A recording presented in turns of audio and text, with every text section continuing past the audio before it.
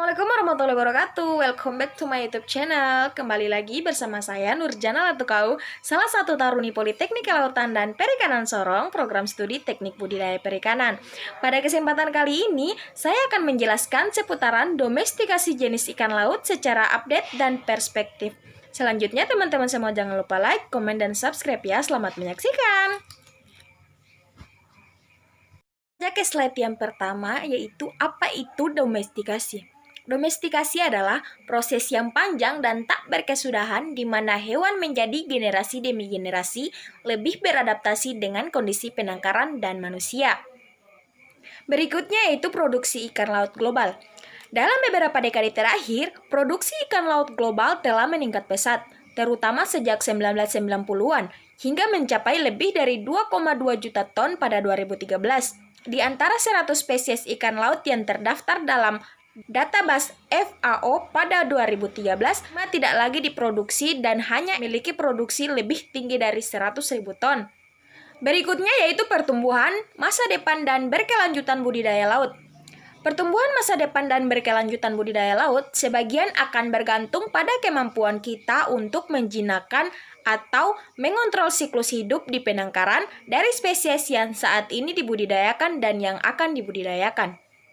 Berikutnya, seperti yang telah dijelaskan pada slide sebelumnya, domestikasi adalah proses yang panjang dan tanpa akhir di mana hewan dari generasi ke generasi lebih beradaptasi dengan kondisi penangkaran dan manusia. Oleh karena itu, domestikasi tidak boleh disamakan dengan penjinakan, yang merupakan modifikasi perilaku terkondisi dari hewan yang lahir di alam liar. Berikutnya yaitu proses domestikasi.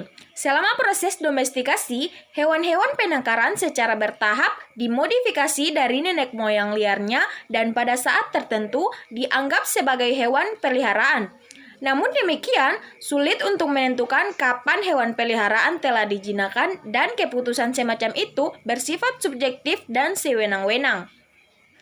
Yang berikutnya yaitu domestikasi di darat dimulai sekitar 12.000 tahun yang lalu. Selama ribuan tahun, populasi hewan dimodifikasi oleh manusia dan terjadi perubahan perilaku, fisiologi, dan morfologi.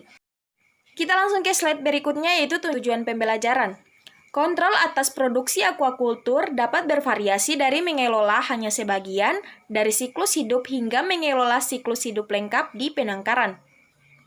Berikutnya yaitu tujuan utama dari studi. Tujuan utama dari studi ini adalah untuk menganalisis evolusi produksi perikanan budidaya spesies ikan laut sejak tahun 1950 sekaligus memperbaharui jumlah spesies per tingkat domestikasi sejak tahun 2009. Kita langsung saja ke slide bahan dan metode. Sumber pusat. Sumber pusat data tentang perikanan dan dunia operasi aquaculture adalah Organisasi Pangan dan Pertanian PBB FAO.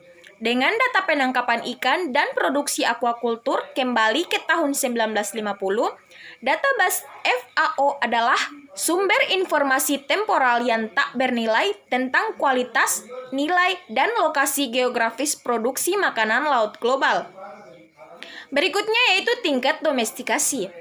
Tingkat domestikasi untuk semua spesies ikan laut yang terdaftar di FAO pada tahun 2013 ditentukan berdasarkan untuk spesies yang sudah ada di database pada tahun 2009.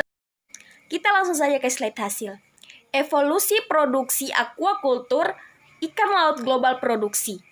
Gambar di samping ini merupakan evolusi produksi perikanan budidaya global dari spesies ikan laut, kelompok spesies tidak teridentifikasi pada tingkat spesies atau atas bagian berwarna abu-abu diidentifikasi pada tingkat spesies bagian bawah berwarna hitam. Berikutnya yaitu ikan laut global meningkat sedikit dari tahun 1950 sampai awal tahun 1970-an. Kemudian, produksi terus meningkat hingga tahun 1990-an. Setelah itu, ia meningkat pesat. Akan tetapi, lebih dari separuh produksi tidak teridentifikasi pada tingkat spesies dalam database FAO. Berikut ini merupakan sambungan dari slide sebelumnya. Gambar yang pertama ini merupakan perbandingan produksi budidaya jenis ikan laut hitam dengan jenis diadrom atau abu-abu dan air tawar atau putih pada tahun 2013. Sedangkan gambar kedua merupakan wilayah budidaya utama spesies ikan tahun 2013. Pada tahun 2013, produksi ikan laut global mencapai lebih dari 2,2 juta ton. Terdapat pada gambar 1 yang mewakili sekitar setengah produksi ikan diadromus dan sekitar 6% dari produksi ikan air tawar pada gambar kedua.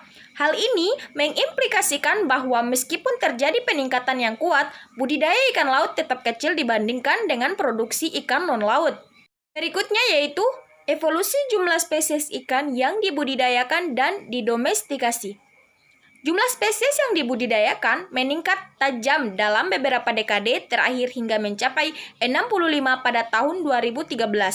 Sejak pertengahan 1990-an, jumlah meningkat 2 kali lipat, meskipun sedikit menurun pada tahun 1997, 1998, 2006, 2007, 2009, 2011, dan 2012.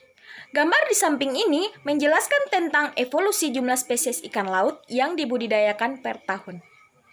Berikutnya ini yaitu gambar yang menjelaskan tingkat domestikasi jenis ikan laut tahun 2009 dan 2013. 10 spesies budidaya laut teratas pada tahun 2013 mencapai 86,5% dari produksi global, yaitu 1.241.149 ton jika termasuk kelompok yang tidak teridentifikasi di tingkat spesies.